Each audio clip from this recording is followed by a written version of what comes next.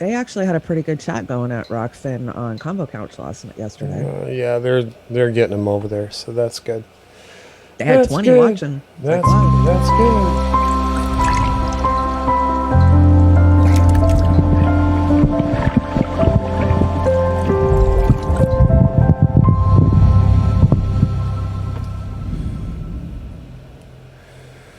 Crunch, crunch goes the microphone. Good morning, Shanda. Good morning, Oz. How you doing? Why does it feel like a Monday to me? Oh, Jesus, it sounds like Monday times, or feels like Monday times 10. I'm just like, my ass is kicked. So, yeah, it's just like really, really horrible. I want to start with shout outs today. Hey there, Barbara, Melissa. She alerted me to a time issue that I set the time for 10 p.m. tonight instead of 10 a.m. this morning. But, you know, we were doing this and I was half asleep the other day. But YouTube's been a little glitchy. Good morning. Human Love Solidarity. Well, that's a real nice title. I like that. I assume you're the same human that's always been around. Melissa. Good morning, Melissa. Keeps us honest, keeps us straight. Thank you. We're, God, I don't know, can we rename this? I called it the Tuesday Dive. I think it's like Tuesday Dive back into bed. I was thinking about taking a nap after this. Oh, yeah, I don't know what the hell I'm going to do. I think I'm going to walk away from the studio here and just take a breather. I think you need that. I think that's a good idea. I think we all need that from time to time. Yeah, I think I'm going to use my head as a beanbag and throw it through a hoop. I've got to make an announcement. You know that our show, weren't you telling me our show got blocked completely yesterday? We did. YouTube likes to bitch, and they bitched hard. Was it all the pornography or the swearing, or what was it? What could it have been? Oh, Sony Entertainment. That happens to own the license for Evanescence. However, that clip that I played yesterday didn't have any licensing information on it, so I'm going to plead stupidity, although I knew better. So we got blocked. No worries, though, if anybody wants to see us make another hot mess. I reloaded this morning, and I cut the clip out. Oh, the overlords at Sony just got to have their way, so I apologize, everybody. It was a beautiful song, and it's no reflection on Evanescence because she's playing the game, getting rich and richer, and I guess that's what you got to do. So from here on out, we are going to be a little bit tighter on the movie pick clips and the music clips and try and get the music, at least the quality of sound. Now, Joy had a really great clip last night on her outro. However, the sound quality really sucked. So we're going to try and improve that. But again, apologies for that little happenstance yesterday. But anyway, what's going on today there, Shanda? We were missing Rhonda. Where'd she go? I know. I'm missing my peeps. We miss you guys. We love you. Come join us. Yeah. But I like to fly solo with Oz. It's fun being in the land of Oz by myself. Yeah, Oz is like, he needs some of that Joe Biden go juice. I hope they market that stuff pretty soon so I can get some of that and perk me up and make me think first, a little bit. But I don't want whatever Trump's on, though, because he crashes and dives too much. Look at that UN speech he gave, man. He was dragging on the floor for that one. Oh, my God. My God. Well, we are pilloried. Did I say pilloried? Pilloried with these wonderful Joe Biden ads on YouTube. I don't know if any of you noticed, but it's like, remember when Bernie was doing ads asking for money? He'd walk out into the park and he'd be up there, hey, can I ask you a favor? Can you help us out with our campaign? But now it's Joe Biden and he doesn't even have the script down. But he took Bernie's script, they changed it up. We've got to find the soul of our nation and I'll have an order of fries and a strawberry shake with that. Oh, that's not it. Okay. So, oh, for the love of God, we are just like dementia. I shouldn't make light of it, but it's such a serious thing. You've got a guy that has no business running for president of the United States, and we've got them shoved down our throat and up our butts, and but Trump, and the fear, and it's just like, oh, whatever. I'm preaching to the choir here, I bet. So well, I'm just looking at it this way: if Joe gets elected, at least we'll have our first woman president. We'll actually be our second, because Nancy Reagan actually ran the country when Reagan was in his throes of dementia. So you got to look at the plus. Yeah, I mean, who had their hand in Reagan's back when he was sleeping? So, Bill Gabriel, thanks for editing yesterday's show. I appreciate being able to find the shows in the archive. As a matter of fact, Bill, just so everybody knows, I add them to the playlists but weekly, because I've got a schedule that just is insane. So at the end of the week, I do my housekeeping, and I'll add every dive or the accidental activist and everything. I'll put them in their playlists on YouTube, so they're easier to find. So I'm trying to get organized here, but being the one man show and 3 wonderful ladies that help, it's a lot of work, because we got a lot of things going on. But anyway, I digress. Hey, I want to ask the guys a favor. Can you guys click that like button and hit the share for us? So we are struggling against shadow bans and algorithms. And you know what? You guys, get your asses over to Rockfin. Convo Couch is building nicely over there. Jimmy Dore is building nicely over there. We need to be building nicely over there too. So I implore you, please help us out. Yeah, if I know we're so used to using the tubes, but we're going to have to utilize platforms like Rockfin and other platforms that come available, because the Fourth Reich of YouTube is really getting worse and worse and worse. And they're saying, oh, we've only got a few rules, don't mess with our copyrights and don't swear and everything else. But we get dinged on saying shit or playing a clip that they don't feel is what we should have. So you know the drill. You guys all know. We've been, all the social media people have been screaming about it. In 2016, all these social media platforms were just going great guns. I mean, they're growing like hundreds a day with subs and everything else. Now for somebody like us in particular, if we get 1 sub a week, we're lucky, because we're like buried in the ether, so we don't get pushed up, whatever. Maybe it's the quality of the show, but we're trying to have this interactive engagement media, and we will. And I'm just wah this morning, but it is what it is. It hurts. It hurts when you share to Facebook and not one person sees it out of the 7,000 people that are following me on Facebook. I know that's Facebook shadow banning and YouTube. Yeah, it is shadow banning. The only place where I'm confident you're going to see it out of the gate, and many other great shows, some better, some not as good as what we're doing, is over on Rockfin now, and it will. When I hit that Publishers Clearinghouse, I swear to God, I'm going to buy a platform, and we're going to call it the Land of Oz, and we're not going to put up with any of this shit that we're getting jammed with, and I'm going to invite everybody there, all the social media people, and I'm just going to sponsor the damn thing. It's going to be a free speech public square. So wish me luck. Publishers Clearinghouse, wherever that dirty money comes from, I'll take it. Who hosted, or who was the spokesperson for Publishers Clearinghouse back in the 70s and 80s? It was Johnny Carson's buddy, Ed McMahon. No, it wasn't. Go look it up. In 70s? It's the, what did they call that? Yeah, no, they say he never was a part of it. I'm like, what the fuck? I remember that. Publishers Clearinghouse. Ed McMahon. Yeah, Ed McMahon is going to bring you a check, right? Yeah. No, it's a Mandela effect. If you go look, and it had nothing to do with Publishers Clearinghouse. He never gave out checks. What was it? What was the name of it? I'm sorry. It's called the Mandela effect. The Mandela effect? Have you ever looked into the Mandela effect? No, I haven't. The Mandela effect, just for a quick rundown, and you guys can go down this rabbit hole, is in 2012, they say that our reality split. And so things are changing on our timeline. And there's many things like logos, like the Ford logo, the Coca-Cola logo, things that we know to be true in our minds. And then when you go look, it's not reality anymore.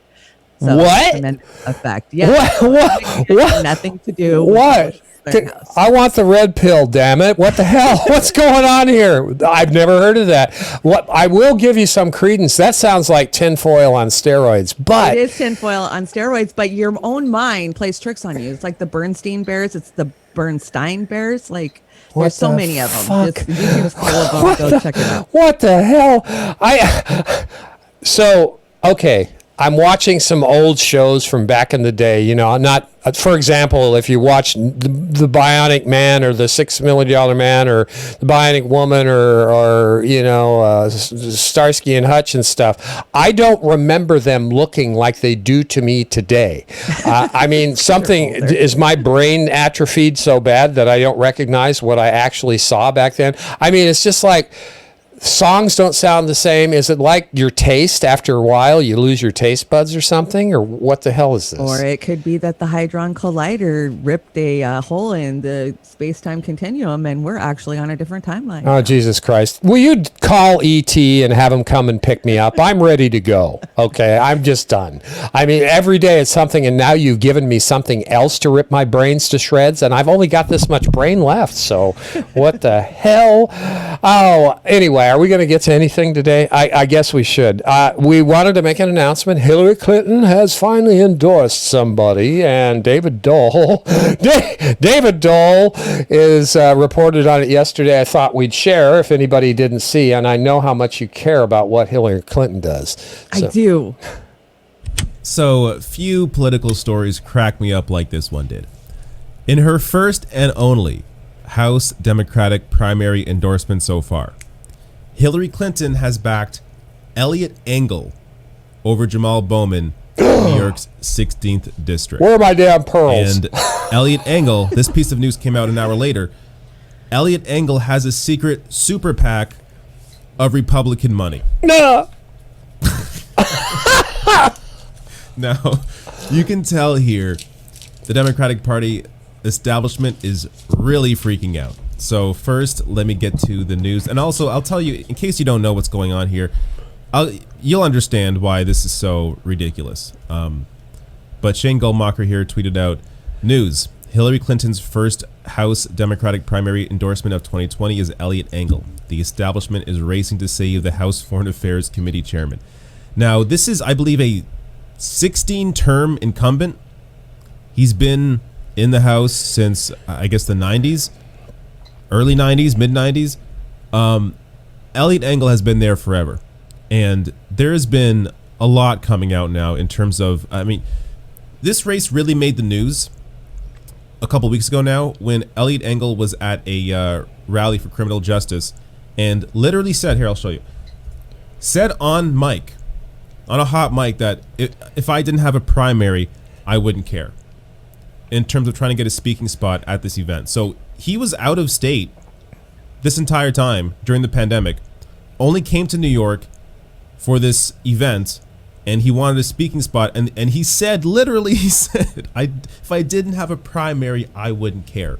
Thinking that was somehow going to curry favor with other people that were there to give him an opportunity to speak. You gotta love David Dole. I mean, he's got this Don Johnson thing going on. He's got the pretty blue eyes and, you know, all this stuff. And he's smart.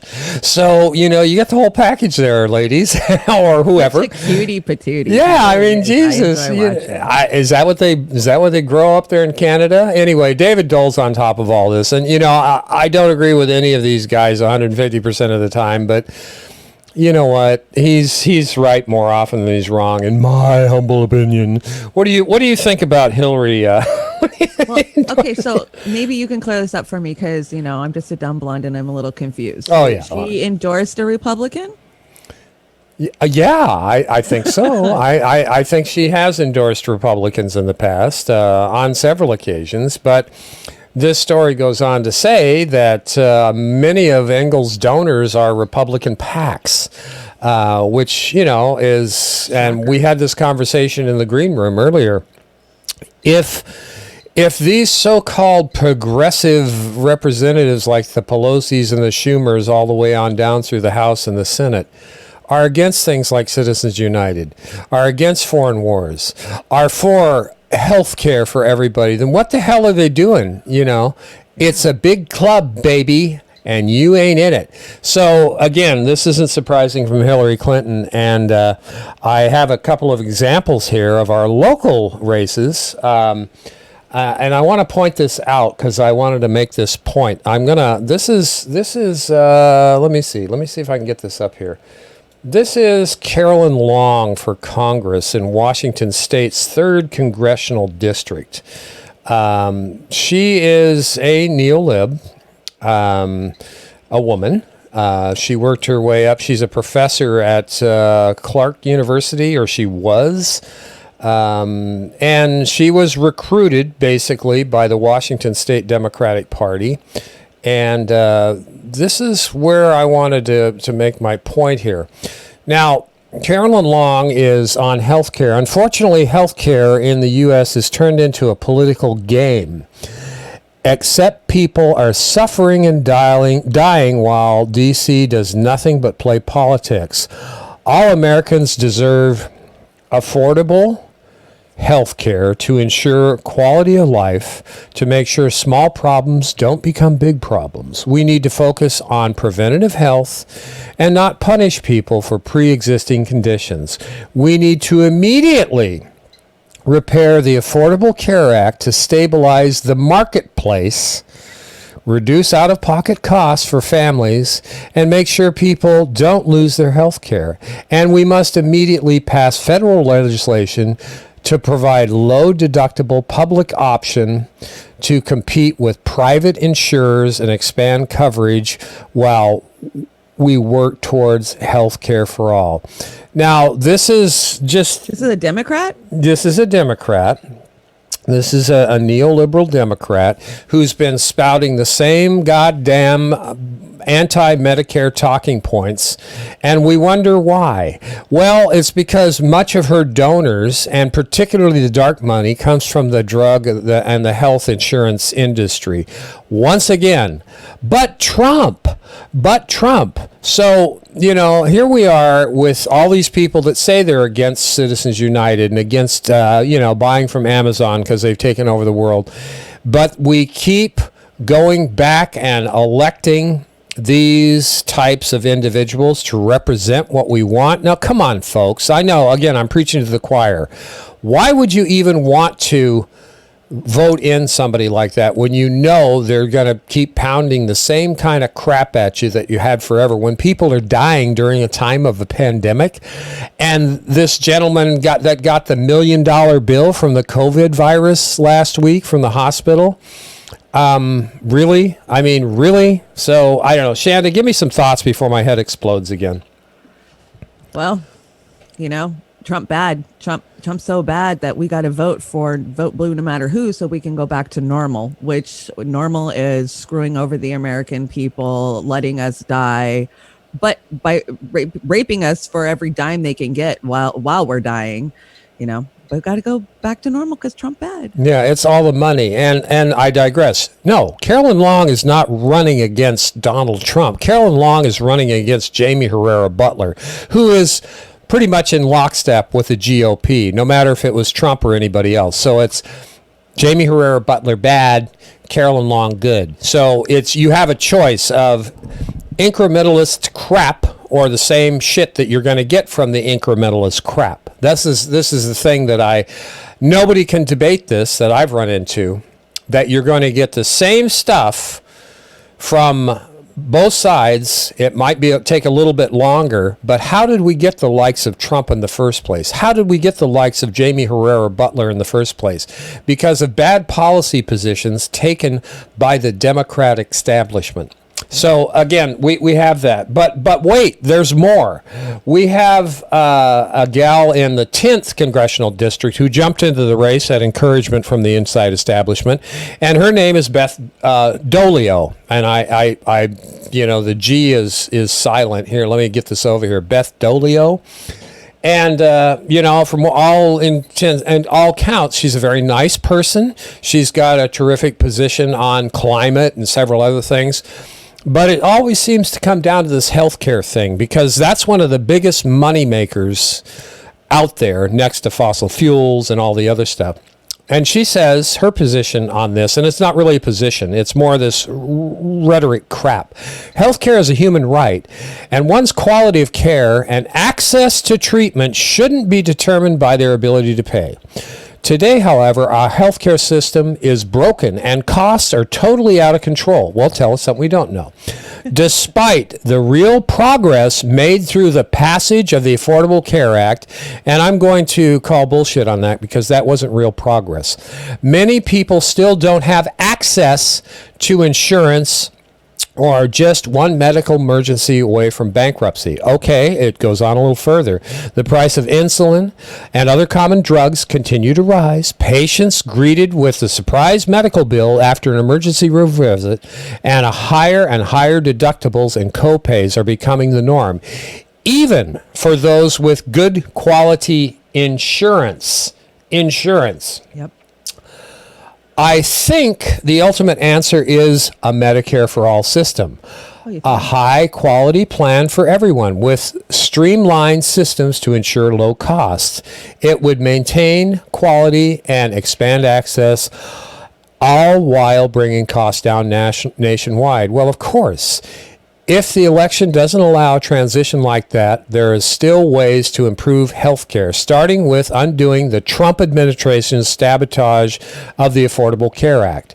In addition to lowering the age to join Medicare, we can also consider a public option. I was proud to support the Bout in Washington's first in the nation public option legislature, and national public option would allow anyone to opt into high quality government insurance. Okay, this is just putting lipstick on the pig that Carolyn Long threw out there.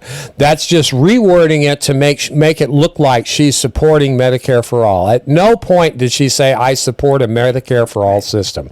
This is what you're going to run into. You all know it from all these neoliberal corporate-owned shills, incumbents primarily, who are just drinking from the trough of the healthcare industry, from the pharmaceutical industry, so they can have their power and their money and their retirement and their connections and everything else. Blah-de, blah-de, blah-de, blah. So I guess. Well, shit. It's just the same old shit, and getting Biden shoved down our throat. Nothing's going to fundamentally change. My question to you, Shanda, is how are we going to solve this problem? And I'll give you a hint to your answer because you already said it. Yesterday, on the convo couch, you made a statement. Yep. What was that? I was going to answer too. What was that statement? You want to tell everybody here what the statement was? We have more power in the streets than we will ever have at the ballot box. Now, we've proven this time and time and time again for the last 5 years, and beyond. But we're not going to change anything by electing neolibs that Hillary Clinton's supporting. And even the progressives that we do elect, they get in there and they cater and bow to the establishment, no matter how much they're supporting Medicare for all. This one's very close to my heart because my husband almost died from going without his insulin. The fact that a bottle of insulin is $800 freaking in our country right now just keeps, Trump is going to sign legislation to change that. Bullshit. The healthcare industry, especially in Washington state, single-handedly is driving these neolib politicians. Mine, Derek Kilmer, he takes a shit ton of money from health industry. We're talking big insurance companies. And even with Washington state having Apple Health, which covers a lot of the poorer people, the insurance companies are in bed with these networks. So I live in a rural area. We're very limited on who we can choose as doctors, who we can see as doctors, and what they actually cover, even with, the little bit of Obamacare that we do have. We got to fight back, guys, and it ain't at the ballot box. It is not. It's getting out in the street and protesting and supporting change. We need change all the way around. Yeah, I mean, I've been vote shamed forever, and I've never not voted. Okay, yep. But that paradigm of saying, "Oh, you got to get out and vote. You got to vote every damn election." Where's that gotten you in the last 4 cycles? It's gotten you jack. And so unless we augment that with a frontal approach, that means getting in the streets like we are now, it's not going to change. The bottom line of this story to me is insurance is not health care. Insurance is a for-profit mechanism to bleed our country and its citizenry dry, making a small minority of people wealthy beyond avarice. And this, to me, is tantamount to genocide of our species, of our people. It's just we are accomplices in allowing this to continue. I've got on my soapbox before. We're responsible for this stuff. Everybody, you can be in denial. I can't do it. They're too strong. They're too powerful. Well, what are you going to do? Just fall in the volcano? So I implore everybody, speak up when you can, step out when you can. Let's have some actual justice. Let's try and get some democracy back. Oh yeah, Don't even get me started on dental. I just broke a molar last night, clean in half. Yeah, I have Obamacare, which means they're going to yank it and that's it.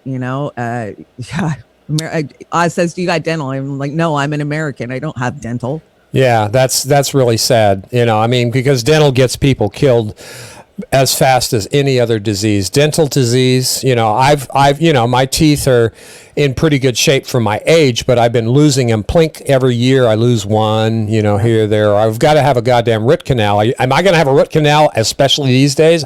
I give up on it. It's like $2,000 just for the root canal. And then the crown's another, $1,500, $1,600. So you got $4,000 in one tooth. Oh, I'll get implants. Well, that's $5,000. I mean, come on. I'm going to. $40,000. My best friend flew to Mexico, had all of her teeth pulled out. They did the seeding of her jaw to do the teeth. She flew home, didn't have her teeth. I mean, she paid $40,000 to have her teeth done between Mexico and America, and she died 6 months later. But her teeth look incredible. Well, what a way to go, with a smile on your face. Not so much. Anyway, dental, expanded, improved, Medicare for all, dental, vision. Everything. No. You can't even go get a pair of fucking glasses if you're on Obamacare. Right now. I just wonder, Shanda, when are people going to get sick and fucking tired of this shit? Well, I'm sick and fucking tired of this shit. Well, yeah, and you're what? You're 20 years younger than me. I mean, really. I mean, shit.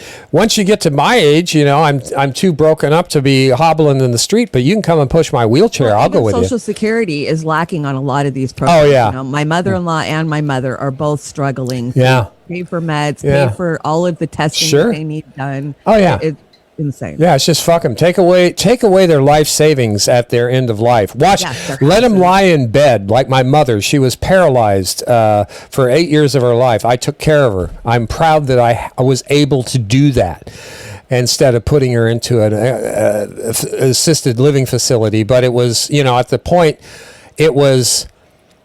We would have lost everything that we'd all worked for because we had an extended family situation. I was a single dad raising my daughter and all this stuff. And I said, you know what? I don't have a career. This is my career, taking care of my family.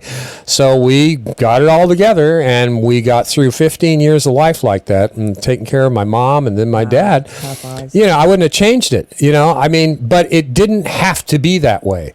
If we had a national Medicare, national universal single payer health care for all, like many other countries do, that would have been off my plate. And I bet you that my quality of life would be such, I would probably have added a couple of years to my life because the stress and the worry behind all this, worry, are you going to have a house? And we're both luckier than a lot of people who are living under bridges these days. So Exactly.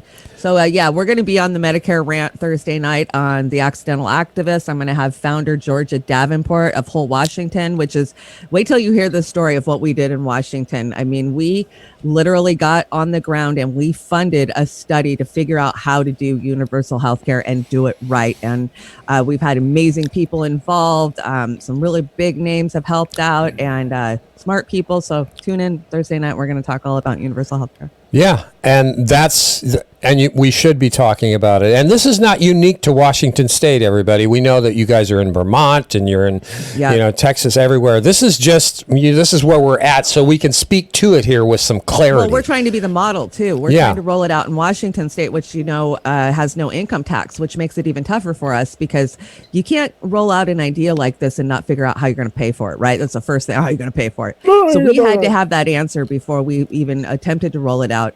And so, but now we're fighting the legislators because it's there, but they just are ignoring it. We can't get it out of House. We can't get it out of committee. It's rigged. It's rigged. Thank you, Annette Cleveland, for burning us down. She's with the House. She needs to be voted out and kicked down the curb, and how too. much money does she take from big healthcare? $85,000 was the last. Was the last time. I think it was like 300 something last time. This was what, 2016, when what's his name burned her down on that in front of everybody, and she was kind of embarrassed, but she didn't care. We have digressed today, haven't we? Well, the show was. I don't know about you. Have you noticed the news cycle has been kind of like, what? It's like boom. It's. I'm not expecting like the end of the world shit going on, but the reporting is just kind of like obtuse or something. I don't. How would you describe it, Shanda? Lacking, none thereof. I mean. Yeah, it's the same stories. They like copy from each other. There's just nothing new unless you're going to independent media who's actually talking about the on the ground stuff. Yeah, we've been relegated to just about trying to find these news stories because of everything that's going on and the suppression and everything else. I guess we should kick forward here.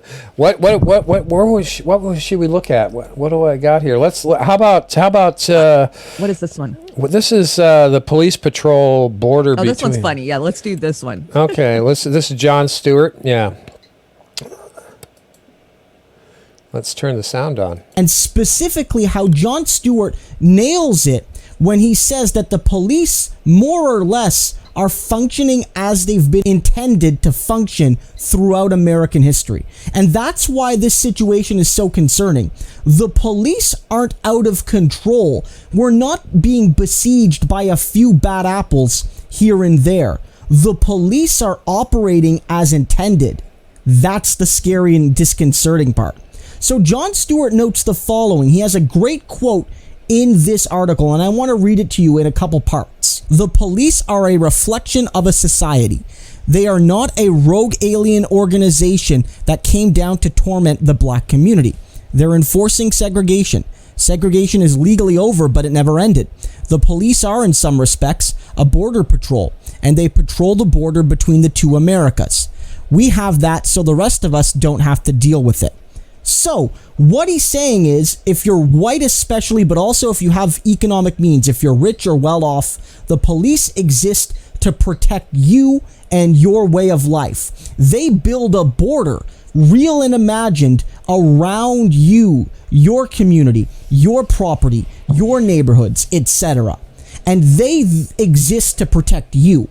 But African American people, other minorities, poor people, other disadvantaged folks, the police exist to keep them out of your border, to keep them out of your lands. And whenever those people rise up, demand equality, demand basic dignity, demand humanity, whether it's through a civil rights protest or whether it's through a labor strike, whenever those people on the wrong side of the border act up, show a desire to be seen as equal to their betters, quote unquote, the police will crack down at the border and they will put down these protests. So he's talking about the two Americas we have, and I submit you we have more than two. It's kind of like bisected, so we have four, I think. So anyway. I totally. We saw this happening around the Chaz Autonomous Zone yesterday. The police are refusing to respond to calls outside of the Chaz within a couple of blocks, and it's just like, okay, well, we're just not going to respond then. We don't care about you guys. Yeah, and let's add a little bit more to this. Jon Stewart had a pretty long interview, and he covered a couple of things. And God, I miss Jon Stewart. Me too. I love his take on the media right now. Yeah, I mean, the guy, a voice of sanity, and you can have Trevor Noah all day long. He's no Jon Stewart. And so anyway, let's hear what Crystal and Sagar said about him this morning. Part of promoting that film, he gave what is a fairly rare interview where he weighed in on everything from police brutality to the media landscape to the political landscape to whether or not he misses a show, all of these things. And of course, the media critique really caught our eye. And then, of course, is what Jon Stewart was so incredibly skilled at, deft at, and made famous for. So he talked about what his regrets were with regards to his show. And he felt that, if we can throw this up here, he felt that the part he most regretted was those moments when you had a tendency, even subconsciously, to feel like we have to live up to the evisceration expectation. We try to not give something more spice than it deserved, but you were aware of, say, what went viral. Resisting that gravitational force is really hard. So Sagar, basically talking about the way that even someone like him, who's sort of like aware of the media landscape, aware of the incentives, like it's hard not to turn it into a cage match, just given the structure of the system. That's something we try so hard not to do here, is to have interviews which are long and say, hey, what do you really think? Well, what about this? And all of it in good faith. And that's something that most media, both sides, are just so bereft at doing, and the reason why is that they can't do it. They only have 3 minutes, so they have to go. It's like hit back, cage match, blah blah blah. All right, commercial break. It's all about getting people's dopamine all jacked up and then leaving because they don't have it's a sugar high. The time. Exactly. Yeah, it's a sugar high, and it's salacious. You know, people will watch it because they want to see the train wreck. Yes. But you repeat that over and over and over again over 24-hour news. He also says something quite insightful, which is basically like, you don't need 24-hour news networks outside of some massive event like 9/11. So, and this is the point that Matt Taibbi makes in Hate Inc., which I always thought was so smart. Like, after the Cold War ended, in order to feed that ratings, like gin up the enemy and get people to watch and be agitated and engaged and get that dopamine hit and all of that, basically the enemy that cable news created was each other. So if you go to CNN, you go to MSNBC, you see one enemy, sniping. right? And there's a reason why the moral of literally every story is Trump is bad, right? And if you go to Fox, literally the moral of every story is Democrats are bad or liberals are bad or the left is bad, because we needed those enemies to be able to feed that like ratings hunger. So that's what we end up with. And, you know, Jon Stewart as always like sees it exactly for what it is. They just knocked it out of the park again. This is exactly what infotainment became when Andy Lack and the scumbags over at MSNBS switched from news and put it into the entertainment division. It became entertainment, and it's a double-edged sword too, because not only is it infotainment, but it's propaganda on steroids, because, you know, some people like to drive by fires and look at the fire and stuff. When Trump was ordained president of the United States, I swear to God, some of the people who I've been friends with for years, MSNBS was always on at their house, and I'll bet you it's still on today. Yep. What a great way to lock this in. Go ahead. Right. No, you're absolutely right. I've had to cut so many family members, lifelong friends, just like, you are so ill-informed and misled that I can't even have a conversation with you anymore. Turn off your damn TVs. And I don't know how many times I've said that to family members or friends. I mean, I'm just to a point now where I don't even interact with them. And that's sad, but I know I'm not the only one. I talk to people all the time like, oh, I can't talk to my brother anymore. I can't talk to my sister anymore, you know? How many of us have those misinformed, ill-informed, propagandized family members? Well, yeah. I mean, my sister and her partner, I mean, it's like, I get a headache because my sister's like 74,000 years old, and her partner is in there in the background cackling at the phone. So I not only have I the pleasure of talking to my sister, but I get to talk to her partner too. So it's 2-on-1, and they're throwing all this MSNBS talking points. So I think the one that stood out to me last month was they were happy that Joe Biden was considering Condoleezza Rice for his vice president's candidate. And I just said, well, wasn't that Bush's? You mean Susan Rice? Oh, no, Condoleezza Rice. And, you know, it's like, not only are they ill-informed because of whatever, but they're taking everything that they get from MSNBS or CNN or Chuck Todd or any of those morons down there, who I would invite any day to have a discussion. Sit down with us. Oh, just come on, guys, come on. But they're not going to do it because they're bazillionaires. Because they're shills. They make all this money. They've made their claim to fame. I just hope they can sleep with themselves here in a few years when everything burns down.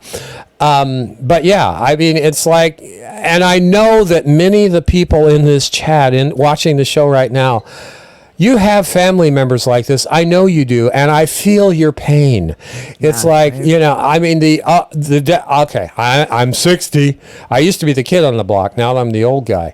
But 60 on up, for the love of God, I have got people that I have respected for years for their political opinions on things, but they have TDS so bad. Trump bad, gotta get him out, Joe Biden, that they can't even put critical thinking skills back in question anymore. If they're gone, it's just myopically, we got to get rid of Trump and everything's going to be fine. Yeah, no, it is the Como brothers are going to save us. You know, CNN just put up, was it CNN? Oh no, it was Colbert. Colbert did a special last night about how the Como brothers are going to save us. They're going to save us. Is that Fredo and Guido or Mario and Fredo? I don't know who the hell it. Yeah, I mean, so that's incestuous pandering done on a multi-million-dollar, billion-dollar television network. Why do they think that? Because they're on fucking TV all the time. They're on the TV. His press conferences every fucking morning, and then his brother's backing it up on CNN. Yeah, what the hell? I mean, can you say propaganda made easy? I mean, that's just unbelievable. On the face of it, you should just turn it off because you're not going to get straight anything. You're going to get bullshit propaganda. We would get so much more from the group right here and virtually most people who watch our kind of stuff, which is probably a tribe of, maybe a couple hundred in the end, maybe more, but still, for the love of God, the MSM, the mainstream media is a propaganda tool. And who do they cater to? People with money, not the poor, not the working poor, not people of color. Anybody above that line in a gated community is who they're trying to talk to, and that's who rank and file gets behind them. Well, I think I'll show this last one with Crystal and Sagar. This is exactly who they cater to, and remember, there's an age demographic there too. Oh, absolutely. Will end is through some Biden sort of plan or Trump executive order and more Instamurals and more Amazon putting Black Lives Matter. Or you can't even go on Netflix today without being bombarded with black creators or something. And fine, I don't have a problem with that. But that is still a $40 billion corporation.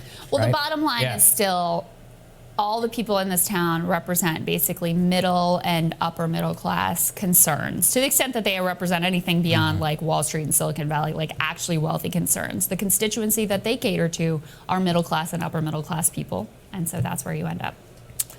Yep. And that's the truth. That's who they cater to. The real people out here, the real people who are in the streets, who are getting shot, who are losing their homes, their health care, their jobs, they don't cater to them. It's the white, middle, and upper class, and in D.C. And that bubble is so myopic. They are so sure that Donald Trump is going to be defeated by Joe Biden. Don't go there.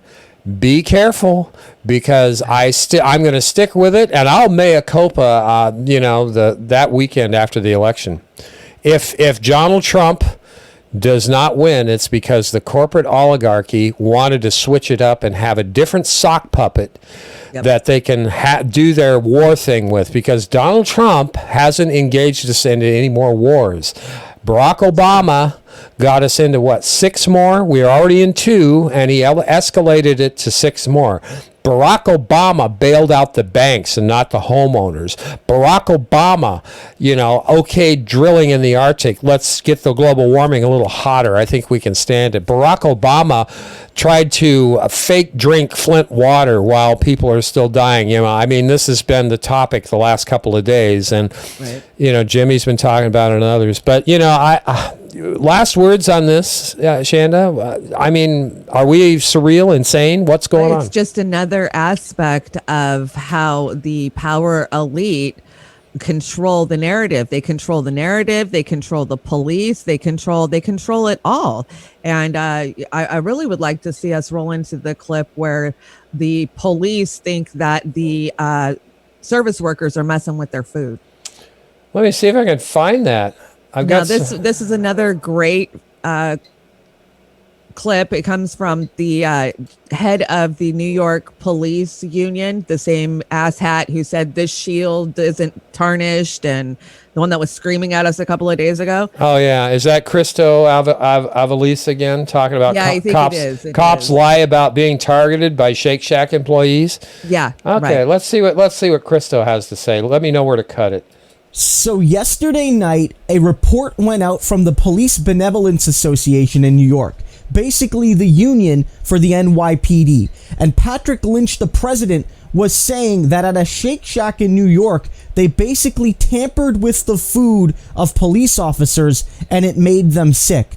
And all over the internet, without very much criticism at all from the media, everyone was just talking about how these awful Shake Shack employees targeted police officers, the boys in blue, trying to protect us. But I and many others didn't believe it for a second. And lo and behold, just a few hours ago, New York Police Chief Rodney Harrison tweeted out the following. After a thorough investigation by the NYPD's Manhattan South investigators, it has been determined that there was no criminality by Shake Shack's employees. Simply put. So, the media just ran with this last night, assuming that the police officers had no motivation to lie or embellish this story about how they were targeted by big bad service workers. And less than 12 hours later, basically, we have the truth, which is that nothing happened to these police officers at the hands of these workers. And this is a bigger deal than it just being about a few cops that, made up a story about Shake Shack and about the union that reported it uncritically. That's bad, but it's rooted in a wider complex of police victimhood. I know of no other group I can think of that has a bigger victimhood complex than police in the United States. Bingo. I can't think of it. They're victims. Yeah, they are victims right now. They're victims because the people are calling them out for their violence, for their malice, for their hate, yet they're the victims. Yeah, they're the victims. And let's look at this again. So they said that the Shake Shack employees threw some 409 or some bleach or something in their drinks and shit. Yeah. Okay, first of all, you're going to smell it going into it, right? And or you're going to taste it. You're going to think it's going to taste funny. You're not going to wolf it down. Personal experience of having food poisoning last week. So, okay, so these Shake Shack employees, knowing that they're going to get busted for doing such a heinous thing because the cops are right there and they've got the shake in their hand. Are you kidding me? Who the fuck is that stupid? I mean, it's not going to happen. And yes, I'm sure that law enforcement's had their food spit on before by deranged whatever. I'm not saying it doesn't ever happen, but the timing again, and the accusation, and now the internal investigation by the foxes that guard the hen house even find that it wasn't substantiated. What does that tell you, Shanda? Yeah, I just find this astonishing because yet again, here's the same guy who we saw out there throwing a fucking fit the other day about being a victim was the first one to be out there screaming victim. This guy is supposed to be head of the New York Police Union. Like, no, somebody grab the hook and get him the fuck off the stage because all he's doing is creating more strife and hate against the police. Well, that was Big Mouth the other day with the that was Big Mouth that started all this crap again. That's why I was pointing this article. The big the tint. My badge is still shiny or whatever it is. Right. We're good cops. We're good cops. We're not bad cops. We're good cops. This whole victimization of the cops, the poor victims. No, we've been watching them every day beat and kill people, protesters. Okay, well, yeah. Didn't we talk about this yesterday? We said that on it every day. About this next one didn't we say the police are going to start striking because of their victimhood complex? You did. You called this 3 days ago. You sent me a message late at night and said, I'm calling it now. By Tuesday, we're going to see the police not responding, striking, and being the victims. What's today? Today's Tuesday. Well, should police forcibly remove protesters from the takeover area in Seattle's Capitol Hill neighborhood? Our Survey USA News poll asked 700 people, residents of Seattle, about the issue, and the results are somewhat even. 44% allow the protest to continue. 40% want police to now reopen the streets. And now we're learning the business owner says he called 911, but nobody showed up. Cartender's a repair shop, right on the cusp of the so-called Capitol Hill organized protest zone, or CHOP. King 5 Sebastian Robertson joins us now live with the details. Sebastian? This situation is about as scary as it gets for the business owner. He says he called 911 because there was someone breaking into his auto repair shop. He got here and came face to face with that burglar. And that's really just the beginning of the story. This video, live streamed to the internet, shows a mob of protesters detaining a man accused of breaking into this auto shop, stealing cash and keys, and then trying to set the business on fire. That armed man in the background is John McDermott's son. There was no police officers on scene ever.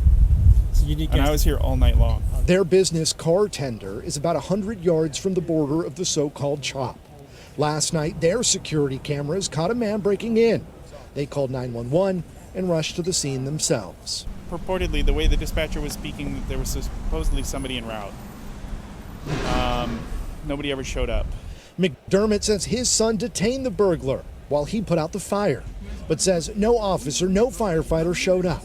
They had no choice but to let the suspect go. We released him because we were trying to not escalate the situation. Get it done. Hurry up. Self-described CHOP security took custody of the suspect. And on the live stream, you can see they did search him, but that man was ultimately released. Monday morning, we went inside the CHOP, asked organizers to speak on camera. A representative named Malcolm. Yeah, so the CHOP people, basically citizens arrested this guy and stopped him from burning that business down. Is that what they're saying here? Yeah, they responded when the police refused to. And now we knew this was coming. We knew that the cops were going to be like, okay, you little bastards. You know, what I think the ultimate goal is if you incite the citizens enough that they will demand that they shut the CHOP down and they start policing the community again. So we see the chief of police in Seattle saying, oh, the response times are 60 minutes now. There's no way these response times should be 60 minutes if you know how Seattle is laid out and designed. You know, just because they closed that precinct doesn't mean that there's not another precinct 5 miles away. And so they're doing it intentionally. They're intentionally trying to incite fear and, this, oh my gosh, we have no police, we have nobody responding. But to see that the Chaz or CHOP, whatever you want to call it, I know people are, what is CHOP? Okay, so because this is an autonomous, not a top-down type of situation that's going on in Seattle, some people are calling it Chaz and some people are calling it CHOP, which is Capitol Hill Occupy Protest. Yeah. So yeah, there's different names for it, and because there's nobody actually leading it. But to see them actually respond for these business owners where the police absolutely wouldn't, but it's going to get much worse, Oz. I think you're right about this. I think we're going to see it all over Seattle. Well, I think it's human nature in the sense of, well, so you want to defund me, so you want to mess with me when I'm out here to protect and serve. Well, how about we just ignore and look the other way a little bit? That's the attitude, and I think that you guys may agree with that's probably what's coming. I don't think it's brain surgery or rocket science to come up with this possibly, but again, so the police are lying about getting their Shake Shack drank. They're looking the other way when they actually should be doing the protect and serve thing. And is there anything, they're not lying about anything else, are they? What aren't they lying about? Let's see. We've seen a total of, we're seeing these lynchings. Now, the police, we haven't heard the word lynch by the media or by the police, but we had 2 in California. We've had at least 1 in Houston. There might be more in Houston. We saw 2 in Florida now. We saw 1 in Manhattan and we saw 1 in Georgia. But yet we are yet to hear the word lynch from any police organization or any media organization. So if they did hear the word lynch, do you think that would just even escalate what's going on now, right? They're keeping it basically embargoed out of the news. Yeah. So, well, let's hear what this is. You gave me this. This is a 23. I don't know where to cut this. Do you want Well, let's just at least do the first 3 minutes of this. This reporting is coming from Status Quo. I think it's Tina. She's on the ground in California. The community is in an uproar. They want answers. And this is the community at a city hall meeting with the sheriff. Oh, I love Tina Desiree Berg. She's awesome. Yeah, she's doing a great job with this story. Yeah, she's been on uphill quite a few times. I don't hear anything. Oh, there it is. So why would you put out a public statement saying that it was possible suicide if you don't have all the answers? Who made that assumption? You guys remember what the first coroner said about George Floyd? Do you remember what they said about George Floyd, the first coroner? We need to get another coroner. Yes. We need another coroner. Let's go. Independent autopsy. Autopsy report says she had no injuries when she was shot 8 times by the police and murdered in her own home.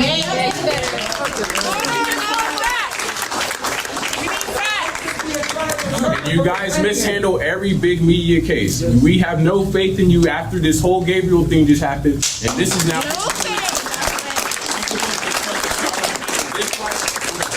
Also put this sweeping under the rug. You don't have the city's faith at all. And I know y'all don't seem surprised or shocked by it, but we need complete transparency with this. There's no meeting What happens to you guys? That way it's non-biased. That's what we're looking for. Why are we signing petitions to fucking make lynching illegal? And then this happens right away.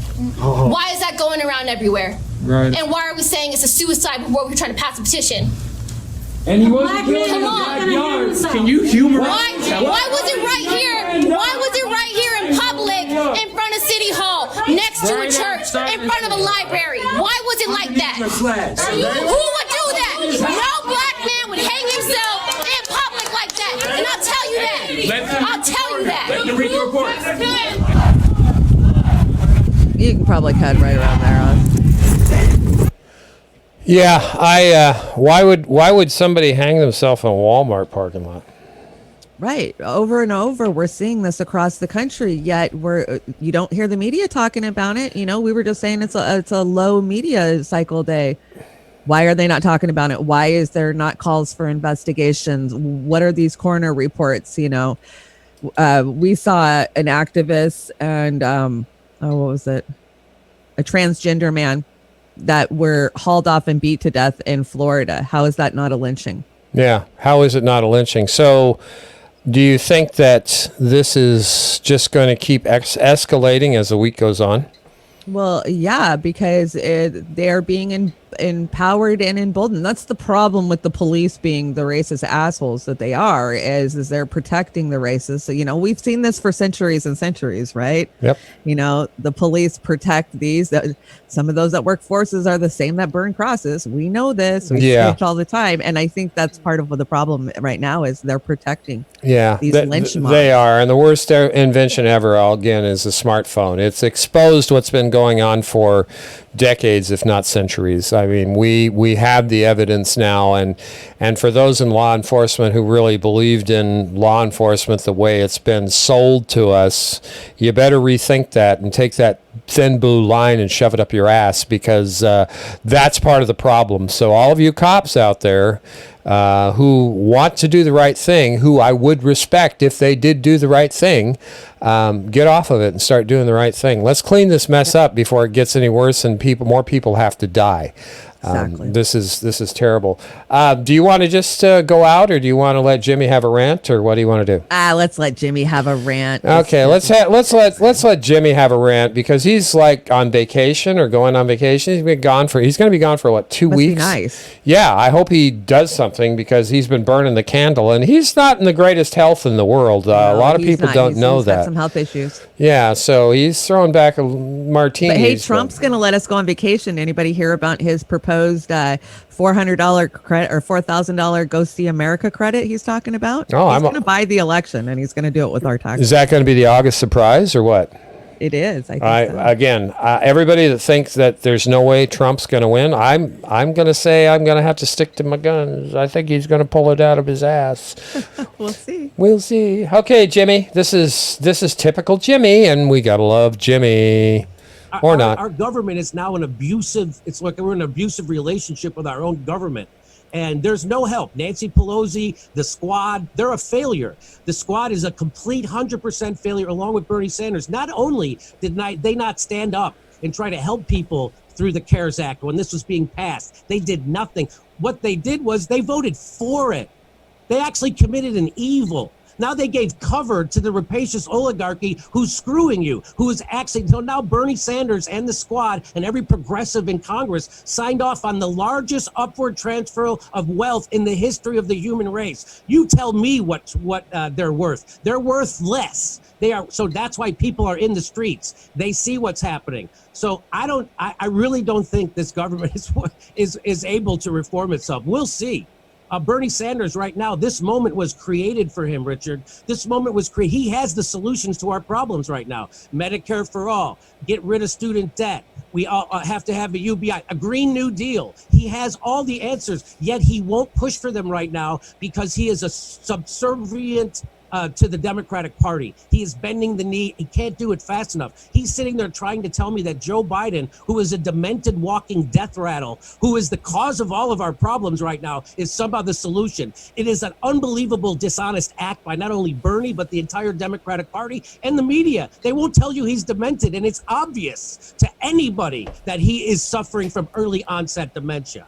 And that is not your answer. And you think Trump's not going to bring that up? So the problem is we have one party rule. And that's what people don't realize. As Nancy Pelosi was ripping up Donald Trump's speech at the State of the Union, she was passing his legislative agenda in full, including giving him an extra $131 billion to go drop bombs on people that they say he's doing at the behest of Vladimir Putin, but also money for his border wall. Do you understand the capitulation of the Democratic Party? It's actually not a capitulation, Richard. They're actually on the same team. Donald Trump and Nancy Pelosi work for the same guy. This is professional wrestling. They have to come out and pretend to not like each other. They have to come out and pretend to put on a fight when they're all working together behind the scenes, and you know that as well as I do.